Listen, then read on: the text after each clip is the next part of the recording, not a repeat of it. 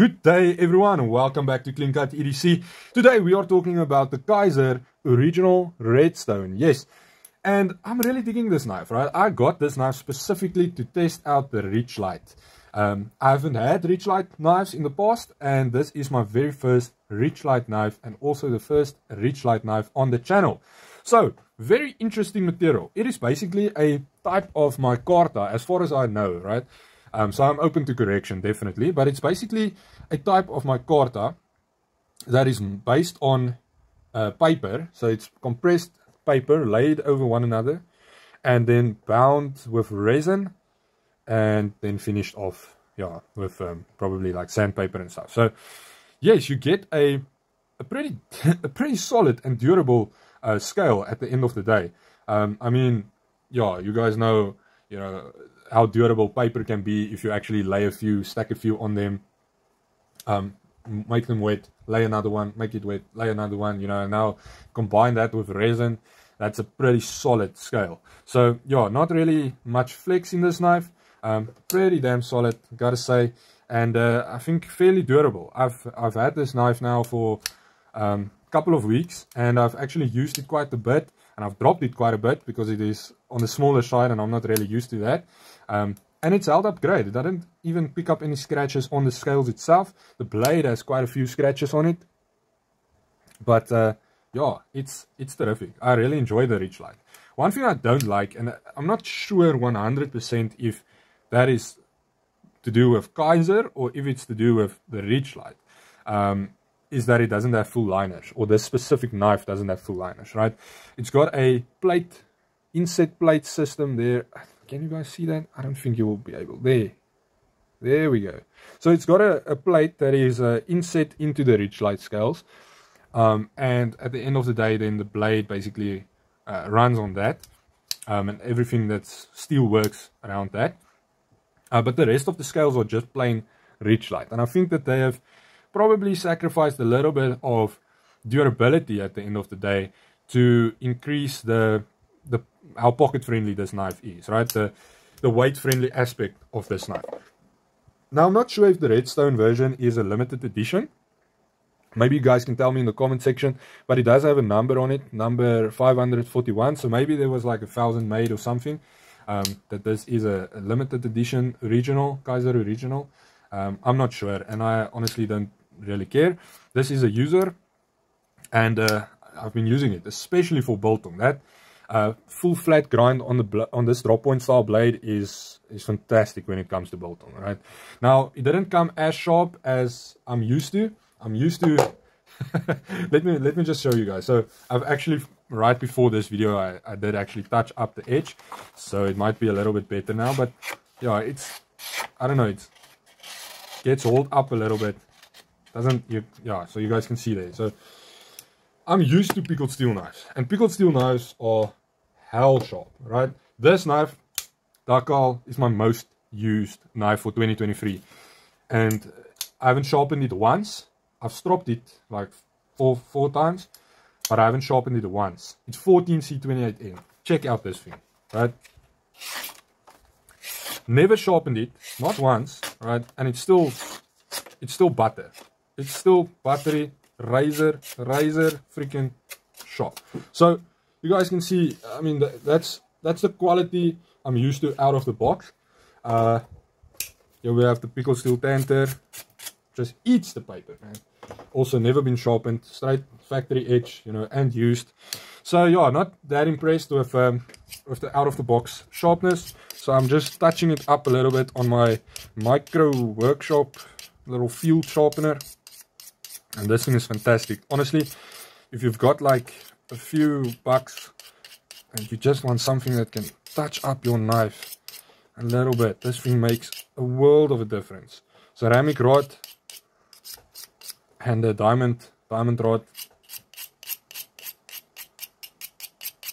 Let's just get that tip. Actually has a little bit of a angle guides, right?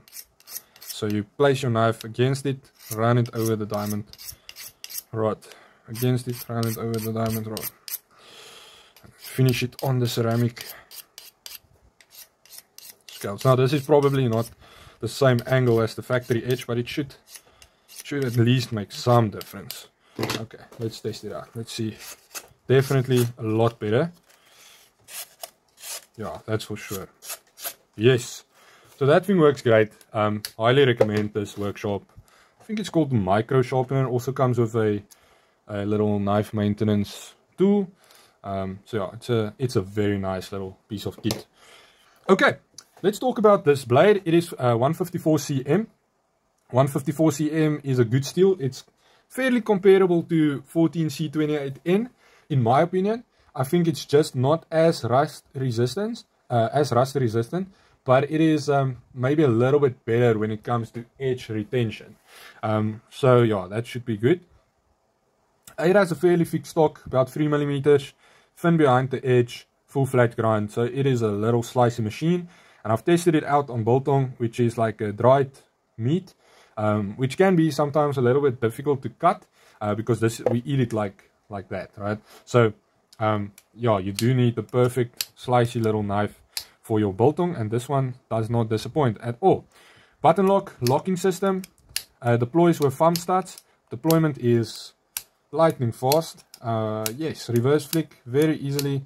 Thumb studs are in the best possible position. Nice grippy thumb studs, easy to access. Yes, easy to grip onto. Good deployment, no flipper tab, because they wanted that super legendary pocket friendly knife, right? Which they got, definitely. Yes, then we can also deploy it just with the button lock, of course, and a flick of the wrist. Then we have our fairly neutral shaped scales. It is on the smaller side. My pinky is hanging on the edge, unfortunately. I do wish that they would have added a little bit of jumping maybe on the spine. I feel that would just increase my hold on this knife and my grip on this knife, especially since the Richlite is definitely not textured. It's not the grippiest scale that you can ask for. It's actually fairly smooth. Makes me think a little bit about a aluminium scaled knife with some bead blasted finish or stonewash finish on it.